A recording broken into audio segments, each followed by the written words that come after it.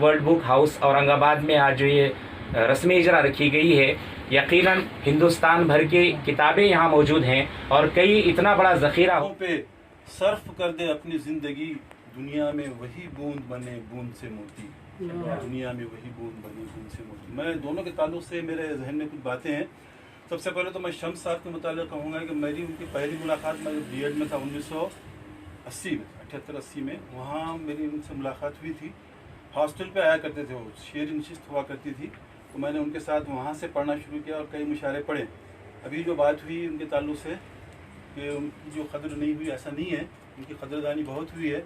उन्होंने सारे हिंदुस्तान में अपनी कामयाबी का परचम लहराया है, लेकिन माली तौर पर उनको वो मदद नहीं मिल सकी। शोहरत बहुत मिली उनकी, लेकिन माली तौर पर जो मदद मिलनी चाहिए तो वो नहीं मिल सकी। अभी भी मौका है, उनके अफराद ख़ानदान को मदद की जा सकती है। और दूसरी बात मैं ये कहना चाहूँगा कि मैं खलील सिद्दीक़ साहब से भी जब उनका रिसाला शुरू हुआ था तब से वाकिफ़ हूँ, क्योंकि मैं उस वक्त लातूर में ट्रेनिंग के लिए गया था, टीचर ट्रेनिंग के लिए एज ए रिसोर्स पर्सन। वहाँ इनसे तारुफ हुआ था, इनके तालीमी सफ़र का तारुफ हुआ था। तब से मेरी तमन्ना थी कि मैं उसमें कुछ शाये करूँ।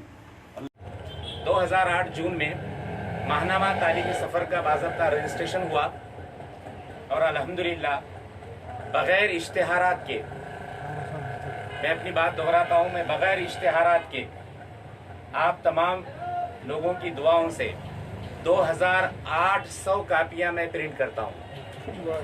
ये तादाद आली जनाब मिर्ज़ा अब्दुल क़य्यूम नदवी के सामने कहने के लिए बहुत छोटी है, जहाँ लाखों रसायल वो आप लोगों तक, हम लोगों तक पहुँचाते हैं और उर्दू को बहुत बड़ी जान बख्शी है उन्होंने उनके सामने। लेकिन किसी एक रिसाले का 2800 का खप होना या इस तादाद में बिकना, मैं समझता हूँ कि ये मेरे लिए भी एजाज़ है।